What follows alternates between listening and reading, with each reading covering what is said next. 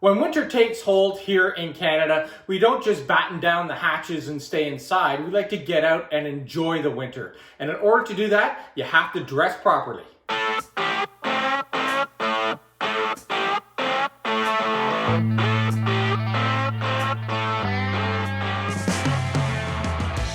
Welcome to winter in Canada.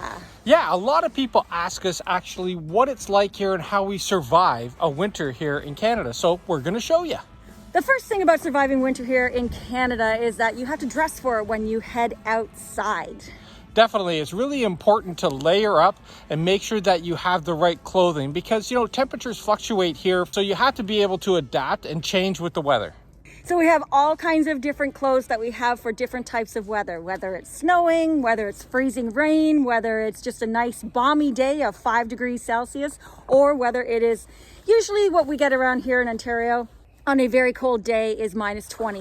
That's about the most. That's about right. But we do have something here called wind chill factor. So it can be minus 10 on the weather network. It'll say you have a minus 10 degrees Celsius day, but the wind chill factor is minus 20. And that's the wind can just totally make the weather even more freezing. So you have to really take that into consideration when you're dressing.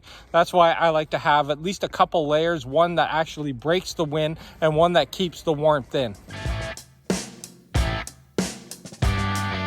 The key to staying warm and enjoying winter here in Canada is having a great base layer. Now the base layer is the layer that actually sits against your skin. It's the first one. And our recommendation is to use merino wool. Merino wool is great because it's breathable, it wicks away the sweat, and it's insulating, so it keeps you warm at the same time. So it comes in a lightweight, it comes in a medium weight, and a heavier weight. So depending on what activity you're planning on doing, you can plan appropriately.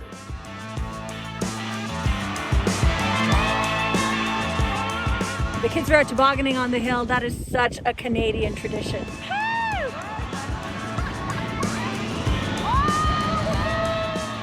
Canadians really love the winter. The way to survive it is to get outside and enjoy it. Right behind our house, we have a great toboggan hill, and the kids are out all winter after every fresh snow. Yeah, and you can get out there, you can go snowshoeing, snowmobiling, ice climbing, cross-country skiing. Oh, there's just like so many different activities.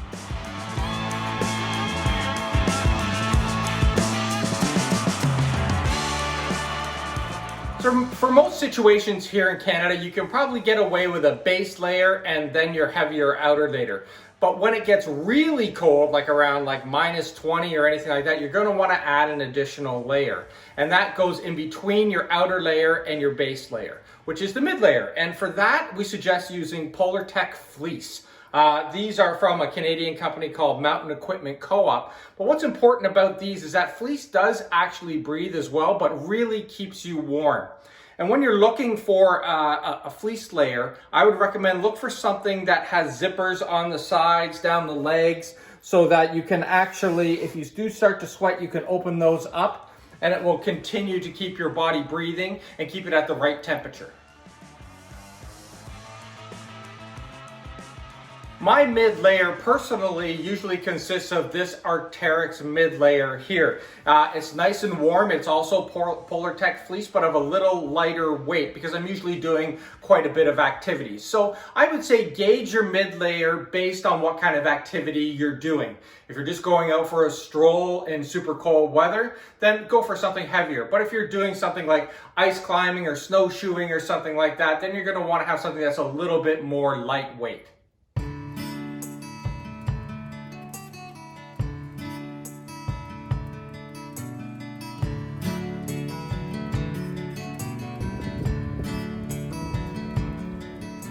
My parka is keeping me so warm. I don't need to wear anything. I have a t-shirt under here. It's so great. One of the things you can't live without here or survive a Canadian winter without is a parka, a good parka. I use triple fat Goose. This is their 3-in-1 parka, which I absolutely love because I can use it for all different types of situations because it has a nice down-filled inner layer here You have an outer layer that works as a waterproof and windproof that you can actually separate. So these become two different jackets. And then put together is the perfect winter parka. I love this thing.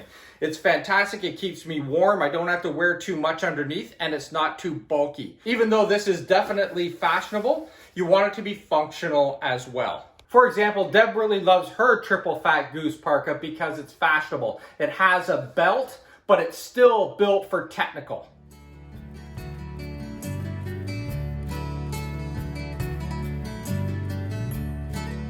The next layer that you're going to put on is your outer layer, the final layer. And this serves two purposes. One, to actually keep the wind out if you're in a windy area, and two, to keep the heat in. But you want to look for something that's breathable because you don't want to be walking around like you're wearing a garbage bag and where it seals everything in and allows you to sweat. You want to have something that's breathable. And that's why we recommend Gore-Tex, especially if you're doing high impact activities where you'll be sweating a lot. I've had these particular Gore-Tex pants for like 20 years. They really last. These particular ones are 3-ply. They come in different plies and different durability depending on what you're doing. You might not need 3-ply Gore-Tex, but I would look for something that is durable and breathable.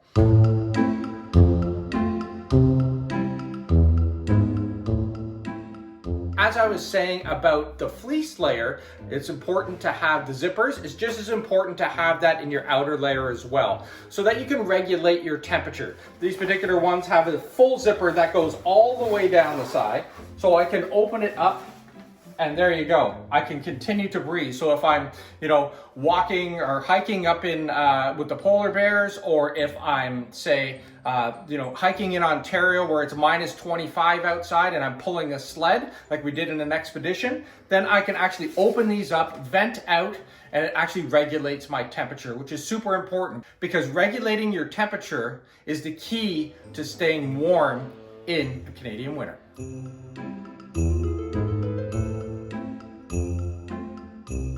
Another reason why it's important to ventilate is because regulating your temperature, you don't want to get too hot. As soon as you get too hot, it's already too late.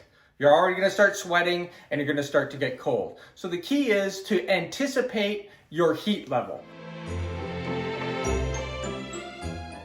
I also have a second version of my outer layer, which I use for like strolling around the cities when it's really cold. If I'm out at Winterlude in Ottawa and it's say, minus 20 or minus 30 outside, you still want to get out and enjoy it, right? So you want to dress properly. And on the bottom half, I use something like this, which is a snow pant.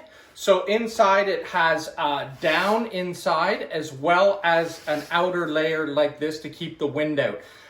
For something like this, I would just wear my base layer underneath and nothing else, because this sort of doubles as a second and third layer.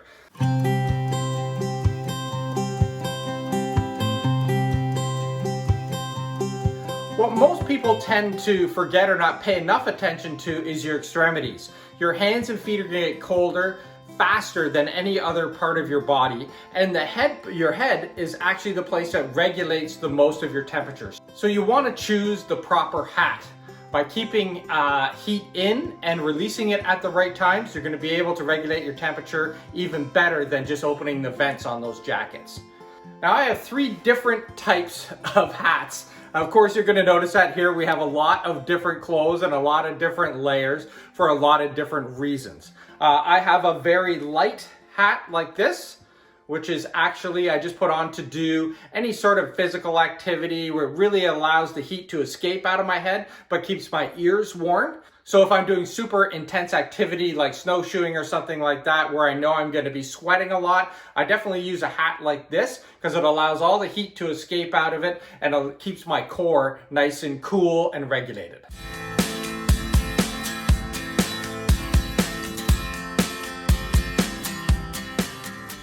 For those extreme cold situations, I'll use a heavier hat combined with what they call here a balaclava. So basically, this goes on your head and it covers up your nose, your mouth, and your head and acts as an extra layer. And then you can put an actual heavier hat, say something like this, over top, and it keeps you super warm.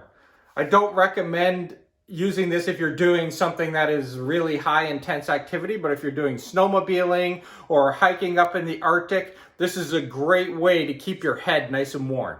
When it comes to your hands, gloves are super important. I have a whole ton of different types of gloves for different situations. And my recommendation is to layer your gloves just like you do the rest of your body. So I'll have a liner glove like this, which are just made of fleece, so they are breathable, but they do allow me to do anything that I need to use my fingers for, or I need to be dexterous. And then what I'll do is I'll put those into a mitten like this.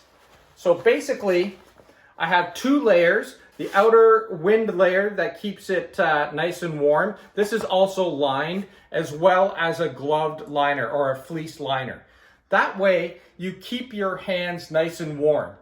One of the reasons why I recommend a mitten like this is because gloves in extreme cold don't overly work because they isolate your fingers. Right? So by keeping them together, that's why mittens work very well. That's why all of the indigenous who live up north in like Nunavut and that kind of stuff use mittens. Because if you can keep your fingers together, they're going to stay a lot warmer.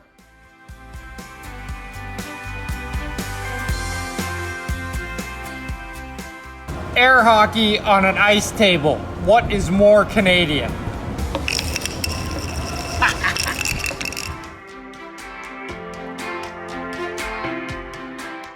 Also for extreme weather situations, I'll combine the balaclava with a pair of goggles because frostnip and frostbite can be a real concern, especially when you're up in the Arctic, and this seals everything in. So you have your nose and your mouth covered, put on some goggles, and there's nothing exposed on your face to the cold. Let's go! A quick tip. If you are outside and you find yourself getting hot and building up, the first thing you should do is take off your hat. That's where you'll lose the most heat and it will cool yourself down the fastest.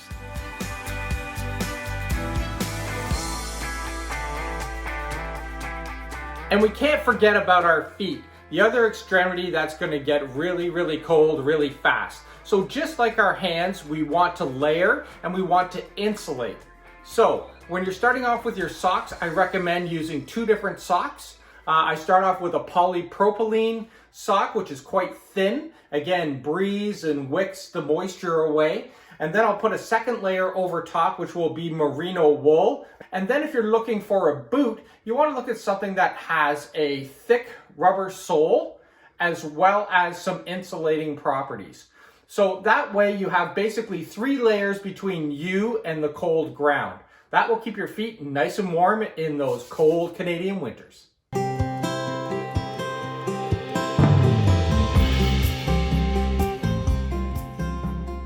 As you can see, as Canadians, we really love to get out there and enjoy the winter.